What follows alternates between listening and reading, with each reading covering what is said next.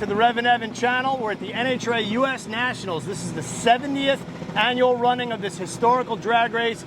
Many will say it's the biggest drag race in the world. Everything from the sportsman classes up to the pros.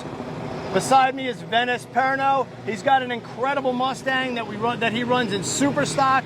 It's got a small block. It's a fast car, and we're going to talk about it. You're going to love this one, so let's get going. S197 chassis, but with a high-strung, small block Ford engine, running in the non-traditional super stock categories, which allows you to put this wild modified combination together. Tell us about the engine. Basically, it's an iron-headed small block Ford, a leftover from the C Super modified days, 10.5 pounds per cubic inch, small cubic inch, high RPM, cast iron cylinder heads, one carburetor. We are allowed a hood scoop. It's a leftover. It's the program that I was running before we built the car, and it only made sense to keep on going with it. I'm pretty happy with the engine. We've been working a long time developing horsepower with it. I've had my stumbles, but I think we're finally maybe catching on to something here and there. So it's based around an 8.2 deck height block. And then what cylinder head? You said iron, but it's one of the Ford iron heads, correct? It has to be an approved cylinder head, and this is what they call an N351, which is the cast iron NASCAR sportsman head that was in the Ford catalog for about a decade. It allowed us to achieve the horsepower goals that we needed to be competitive. But it's an inline valve head. This is not the Yates style D3 head, right? This is not a canted valve. This is not it is a traditional wedge inline valve, which is what the CS class basically requires. No canted valves, no aluminum heads. It has to be basically what they made from the factory, what they sent out the door. So are there any restrictions on valve train? Virtually none, no. Well, it obviously has a roller cam, Jessel rocker arms, titanium valves, valve springs that would embarrass most people. It's really basic. Being an 8.2 inch motor, we're a little bit lucky because the pushrod geometry is a little bit tidier than some of the Cleveland canted valve stuff. I just think that we accidentally tripped over a good combination. Talk to me about like compression ratio and what you're allowed to do with the rotating assembly. You're basically allowed to do anything you want as long as the engine pumps or measures for the cubic inches. So this basically has, as similar to a pro stock piston, in theory, we pour the mold to the combustion chamber, we have the piston CNC profiled, the ring grooves are cut on CNC machines, aluminum rod motor, of course. All of these cars have billet cranks in them. This is a de-stroked motor. It has a little bit more bore than it does stroke. It's just the way that we got here. That seems to be where most people are with these combinations. Right, so it's not the traditional 30 or 40 over small block that, you know, like a Mustang guy would do during a rebuild or anything like that. It started out as a 4040 motor with a 3-inch crank, but because of economics, as the bore grew bigger, I just wound up buying a crankshaft so that we didn't have to throw engine blocks in the garbage.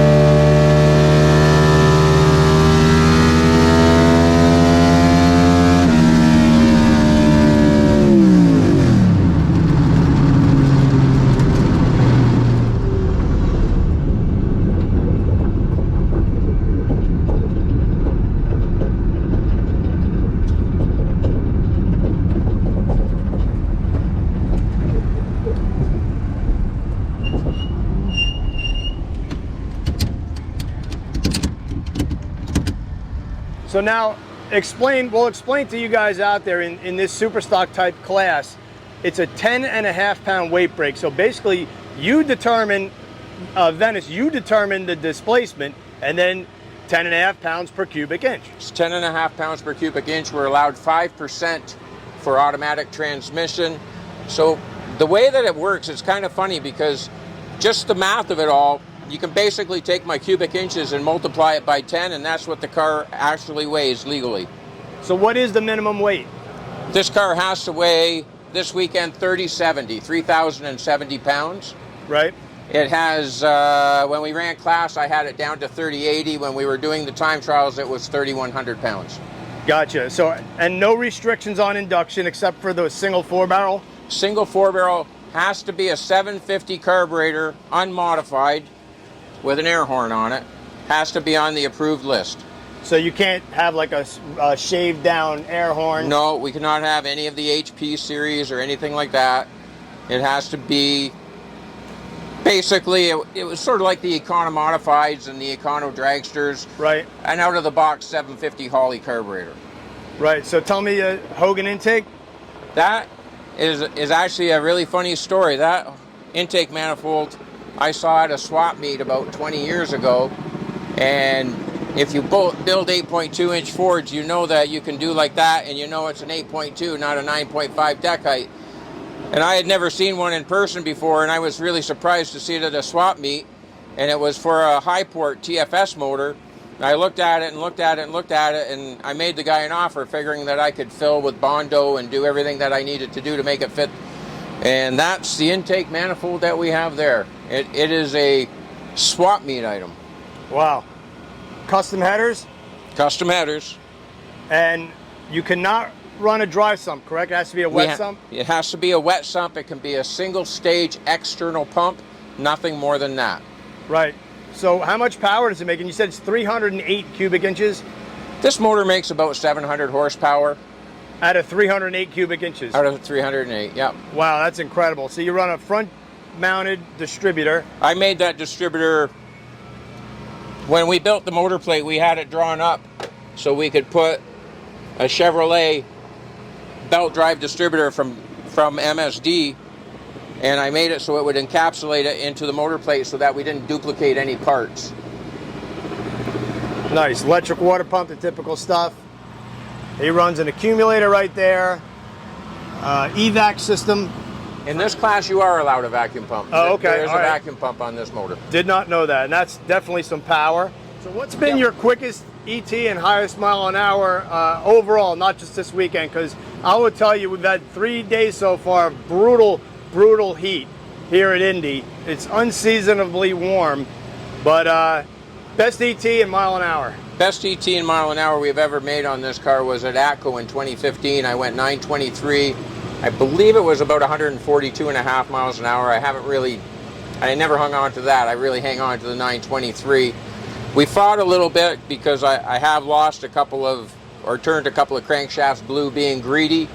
I'm back to having lots of oil in the motor and trying to make it a little bit more honestly. And I think I'm in a good spot now. I've had a lot of people help me, and I think we're just sort of sneaking back up on it. Now you do the motors yourself? I build the motors myself. I had the cylinder heads done by Darren Morgan, and the rest of it is all basically, other than working with a piston manufacturer and a crankshaft manufacturer, the rest of it is all my own deal. So then a small cubic inch, 308 in displacement, and to run that fast, I'm assuming you buzz the snot out of this thing. We run a lot of RPM compared to some traditional cars. I would say it's not uncommon for this car. Even in the heat today, it's going through the traps at 10,400. I shift the 2.3 above 10,000 RPM. We're getting our teeth around short shifting 1.2 to try to let the converter drive it harder through second gear. It seems to be paying tiny dividends. I'm still not got my teeth into it, but we're working on it. And pretty high compression ratio? This motor, because of the stroke, it's very hard to get real big compression in these motors. We're pretty well topped out at about 14-to-1. I don't know how we're ever going to get any more into it without being extremely dangerous.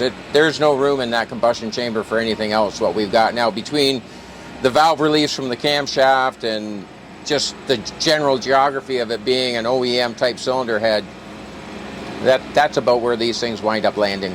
Right, and what are you running for a converter and transmission and rear end? This has an aluminum converter that we bought from A1, probably 5 or 6 years ago. We've modified the stator in it 2 or 3 times ourselves.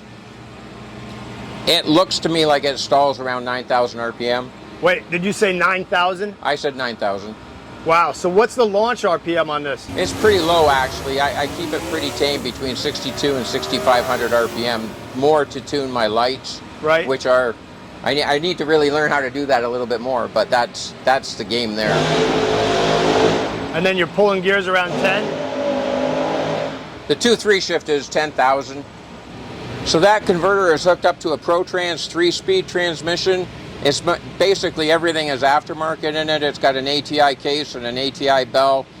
Gear ratios we've been playing with. I still don't have enough torque that I can really manipulate and be where I want to be. I've still got some work to do there. I think I can find some more ET there as time goes on. And I'm assuming you're running a 9-inch with a big gear. It's a 9-inch, and this weekend we have a 683 gear in it. Wow, that's a ton of gear. Yes. I believe Indy. I have a 7.0 gear set up all the time, and I put it in the trailer and I look at it and I shake my head and take it out. But in weather like this, I bet you I probably could. That's a screaming demon on track and right here in the pits. And you can tell he's running the Goodyear Eagles out back.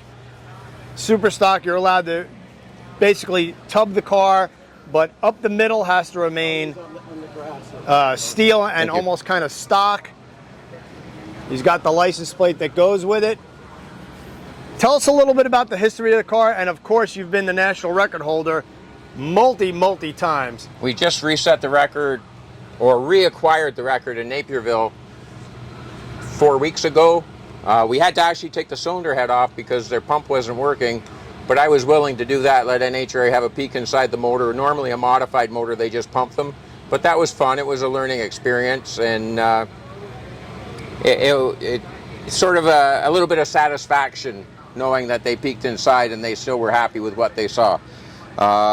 This car was I was originally supposed to buy a body in white, and Jesse called me because he knew that we were building a super stock car and that we would be in a chassis shop for a long time. And he said to me, you know, you probably want to have a head start on this. Why don't you take an engineering car from me? That way there I can give you one right now.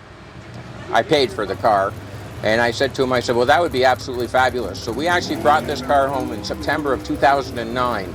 So this is a Cobra Jet engineering car from Jesse Kershaw. Yes, it is. We actually picked it up cool. in Watson's parking lot. And it was kind of funny because I remember seeing the bodies in white in their shop, and I thought, oh boy, did I ever get ripped off. But we had to cut so much out of the car to make it a real super stock car with a back half and a forelink. We took 600 pounds of steel out of this car before we put the roll cage in it. Wow. So we did it the right way, and we couldn't have done it without the help of Ford Racing and Jesse. He was instrumental in allowing me to get here and getting me a program to get the interior kit and all the trim pieces for a car that you weren't going to find any of these in the wrecking yard yet. So it really helped a lot. Because this would have been set up more for stock eliminator. It was more of a stock eliminator. The Cobra Jet stuff originally was really more for stock eliminator. There were very few cars that were quote quote tubbed at the time. Right. Never mind being a super modified car. Right. Tell me what you got going on in here, because you don't often see a door car with, I'm guessing, is that a handbrake? Yeah, that was something I saw on NHRA TV and the Pro Stockers in the early days, that there was a few cars that staged with the handbrake, and I had this little glitch because I really need to be on the RPM fast with this car. It allowed me to not think so much. I could hold a little wee bit of brake pressure, put the trans brake on, not worry about the car rolling forward or backwards, and just put my foot to the floor when the tree's coming down. See, because you got the trans brake button on the handbrake there. That's pretty neat. And a funny car style cage. Funny car style cage.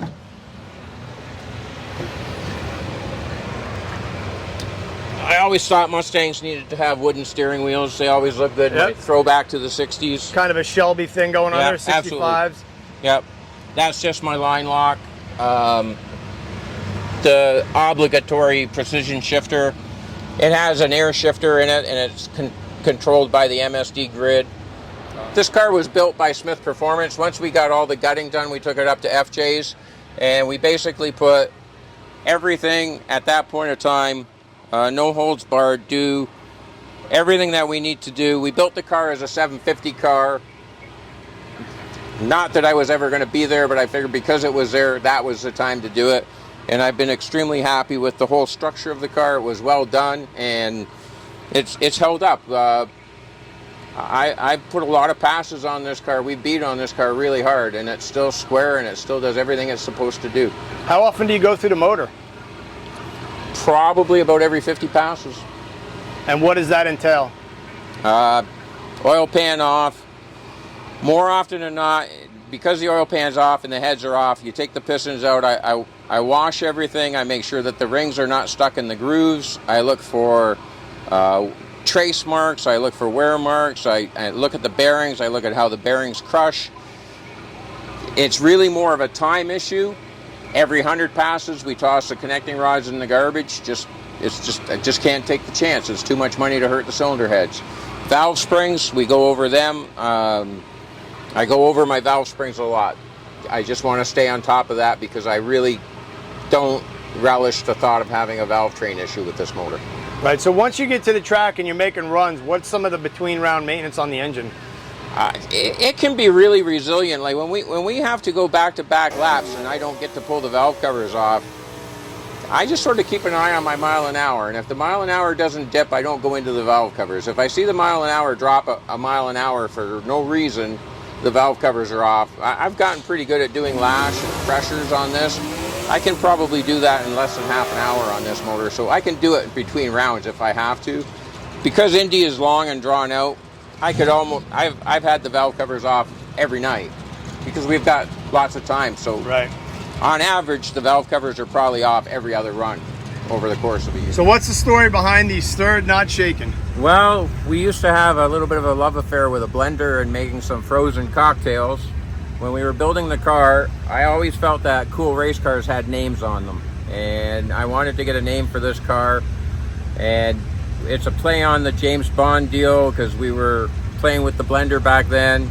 But it's also another thing is that stirred means that if you look it up, it could mean that I'm crazy. So I'm a little bit stirred, but I'm not scared. I'm not shaken.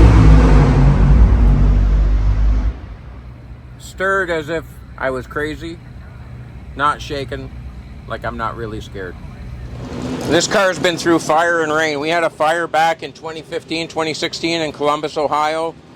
And I just sort of left the character in the car. One day we'll probably take it all apart and get it repainted properly again. It doesn't make it go any faster, so it hasn't been a priority for me. Just one more of the quirks of the character of the car now. Definitely, and I'm trying to think of some cool questions to ask you. I know the woods the phenolic spacer there is just for insulation. Half insulation and half for plenum volume. I wish I had more time to test it because I really need to go someplace with 2 or 3 stacks of wood and just keep on going and seeing where it stops. It's kind of hard to dyno these motors, so a lot of this stuff is done on track. Why is it hard to dyno them? I think part of it's the RPM issue and part of it is my fear of having the cylinder heads leak because they are ported as far as they can be ported. So for those who don't know, especially with steel heads in super stock, and especially in this modified situation where there's no real port volume that you have to stick to, you're just going to port them to the max. And is it literally just the metal getting thin and they can seep or weep water out of the water jackets into the chambers? There's a couple of spots where probably trying to keep all of the ports, all 8 of them the same, where there's some core shift. So it's gotten a little bit thin, so you have to put a little bit of epoxy on it and sort of clean it up. And the port floors are raised up a little bit just to get a better entry. And what's your home track and what do you do for a living, Venice? I own a speed shop called the Performance Cellar. It's kind of hard to say that I have a home track. My closest track is Toronto Motorsports Park but we all lovingly refer to it as Dragway Park Cayuga. That would be my home track. And now that they have national opens there, we do get to go racing there a couple of times a year, which is really good and fun. And I always wanted to set a record there, and we've done that a couple of times now. So that definitely, we live about 35 minutes away from it. It's just that we travel a lot more, so it's hard to pick one place where we go all the time, but it would have to be Dragway Park in Cayuga. Oh, that's cool. And in looking at the engine, I see the Aeromotive fuel log on there, which makes me want to ask you, what fuel do you run? C25. That's basically the pro stock fuel of choice. It seems to have made the most amount of power. It's been great talking to you, and I have to make one point, is that I couldn't have done any of this without the help of my wife. It was her that encouraged me to build a car brand new, and I wouldn't be here today if it wasn't for all her hard work at home while I'm out playing. Thanks, Lorraine. Thank you so much for giving us a look at this awesome Mustang. Small block Ford power, high RPM. We got to thank everybody for checking out the REVan channel. This is going to be a fun one. We wish you luck on track. Good luck out there. Thank you. Pleasure is all mine. Happy to do this.